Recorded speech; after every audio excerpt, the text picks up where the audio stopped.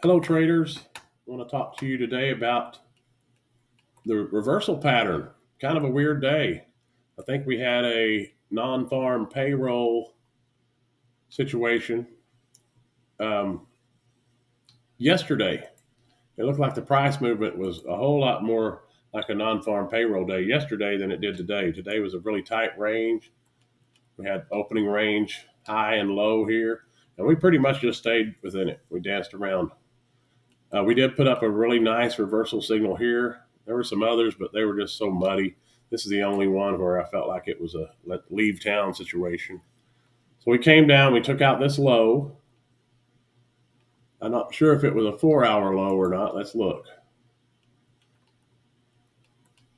No, we didn't take out a 4 hour low. We pretty much stayed within. This is the only 4 hour candle we took out, was at the top of that opening range. And then, so that should have been a nice short, but I don't think it gave a decent signal. What time of day was it? It was shortly after the open. So to me, the only really nice signal we got was this one, right here. The other one, when we took out that high, was I think here, and we did trade down below it, but we didn't really get a nice entry because it was just such a rapid move down. You just have to click and pray once we validated the breaker. So it wasn't as clean a delivery of the reversal signal. Where here, we have plenty of opportunity to enter. We came down, we took out that low, have a nice breaker here. We trade above it, validating the breaker, and then we come back down below, making a higher low. And then finally, there's no fair value gaps here. Finally, we push through with a fair value gap, give plenty of opportunity to enter at the fair value gap, and then we aim for the high of the day. It wasn't that many points today. There just wasn't that big of a range. But if you were to get in here with one micro, oh, we got to go a little higher. You can take me higher. Okay, let me do this one more time because I lost my tape measure. Let's say we get in right here, one tick above the bottom of that candle. I'm still not enough, am I?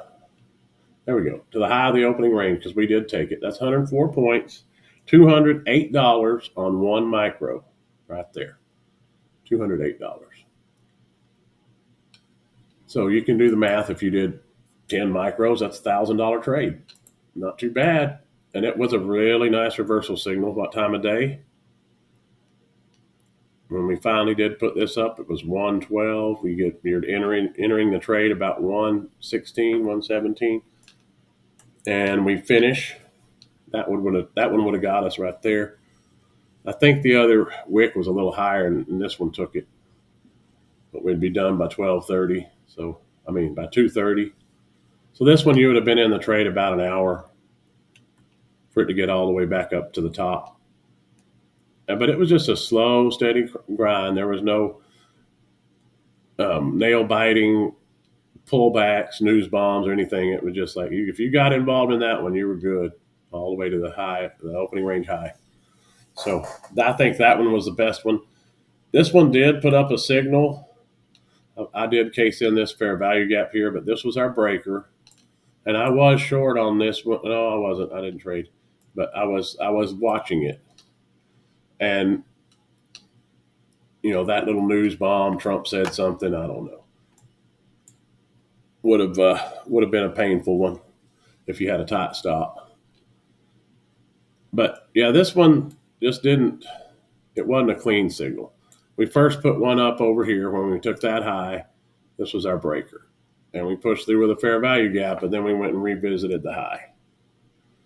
And then just really hung out here a long time. By this point, the breaker had validated, but then we had candle bodies close above, invalidating it. Then we come below, until we finally push away here. That was the first time we really had a nice fair value gap to the downside. And if you got involved, then it got filled right back in there. So to me, it was just a dirty signal. It wasn't very clean. Did it eventually go somewhere? Yes, it did. It just took out these relative equal lows. It never did get back down to the bottom of the opening range or um, settlement from Wednesday. Just kind of was like a reversion to the mean type of trade. If you put a fib on the entire opening range, it just went back to the middle and danced around for the rest of the day. That's all it did. But I mean, you could have made a little bit off of it, but it was just high resistance. I don't like trading in high resistance. This would this would have been the trade of the day. I think that's the best one. If you're patient enough to wait until that time of day. These were just too rapid of a descent to get involved. You could possibly use that as an inversion fair value gap, but there's just too many flies in the ointment for me to start trying to figure out if we're going to invert a fair value gap somewhere. I just like to use my little reversal signal, one trade, but that's it. So nice reversal signal. Entry would be right here at the settlement line. I'm going to get rid of it. Entry would be right here. One tick above the bottom of that candle. We'd enter here and we'd be good. Aim for the high of the opening range and you would have got it.